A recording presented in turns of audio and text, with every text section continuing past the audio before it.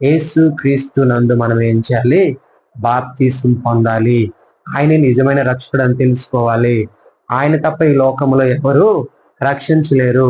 ఆయన తప్ప ఈ లోకంలో ఎవరు మనల్ని పాపం నుంచి విడిపించలేరని చెప్పి ఆ సత్యమును నువ్వు తెలుసుకుంటే ఖచ్చితంగా దేవుడు నిన్ను ఏం చేస్తాడు? ఆయన యందు జీవించేలాగా చేస్తాడు. ఆయన యందు ఏముందంటే జీవమునిచ్చు ఆత్మ ఉంది. హల్లెలూయా. ఆ జీవమునిచ్చు ఆత్మ నిన్ను ఏం చేస్తుందనంటే ఈ లోకము నుంచి పరలోకమును తీసుకెళ్తాడు. నీలో నిత్య జీవమును నింపుతాడు. నిన్ను పరిశుద్ధునిగా చేస్తాడు. నిన్ను పవిత్రునిగా చేస్తాడు. నిన్ను యేసునందు నివసించే వారిగా చేస్తాడు. హల్లెలూయా. అందుకే అంటున్నాడు, క్రీస్తు యేసునందు ఉన్న వారికి ఏ శిక్షా విధి లేదంటూ ఉన్నాడు. అయితే ఇంకొకటి జ్ఞాపకం చేసుకోవాలి.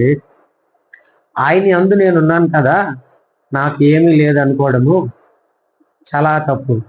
ఏంటంటే ఆయన యందు ఉన్నప్పుడు నువ్వు జాగ్రత్తగా ఉండాలి. ఆయన యందు ఉన్నప్పుడు నువ్వు నీ ప్రాచీన స్వభావం సెలువు వేయాలి. ఆయన యందు ఉన్నప్పుడు లోకాశలకు సెలువు వేయాలి. ఆయన యందు నువ్వు ఉన్నప్పుడు నీ అలవాట్లు, నీ క్రియలు, నీ పాత పద్ధతులు అన్నిటికీ నువ్వేం చేయాలి? సెలువు వేయాలి. ఏదైనా వనములో అవ్వమ్మ దేవుని ఆజ్ఞకి సెలువు వేసింది, సాతానుడికి వెల్కమ్ చెప్పింది. హల్లెలూయా. చూడండి, దేవుని ఆజ్ఞకి, దేవుని మాటను అతిక్రమించింది, సాతానుడికి వెల్కమ్ చెప్పింది. ఈ రోజు నువ్వేం చేయాలో తెలుసా? సాతానుడికి సెలువు వేయాలి, యేసయ్యకి వెల్కమ్ చెప్పాలి. హల్లెలూయా. నువ్వు సాతానుడికి సిలువ వేయాలి. సాతానుడు అని అంటే మనలో ఉన్న ప్రతి ఒక్కటి లోకాస్తులు, ప్రాచీన స్వభావాలు, ఈ లోకాస్తులు, అల్లరితో కూడిన ఆటపాటలు, దురాశలు, ఇవన్నిటికీ మనం ఏం చేయాలనంటే సిలువ వేసేయాలి.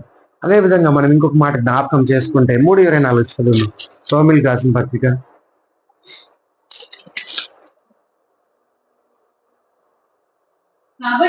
కాబట్టి నమ్మువారు ఆయన కృపచేతనే క్రీస్తు యేసునందలి విమోచనము ద్వారా ఉచితముగా నీతిమంతులని తీర్చబడుచున్నారు. చాలు. కాబట్టి నమ్మువారు ఏం చేస్తున్నారంట? ఆయన కృపచేతనే. ఎవరి చేత? ఏం కృపచేత? క్రీస్తు యేసునందలి విమోచనము ద్వారా ఉచితముగా నీతిమంతులుగా తీర్చబడుతూ ఉన్నారు. ఉచితముగా నీతిమంతులుగా ఎలాగా? ఆయన రక్తం చిందిస్తేనే మనం ఏమైనామో ఈరోజు నీతిమంతులమైనాం. ఆయన విమోచన పడితే గాని మనకేం కాలేదు?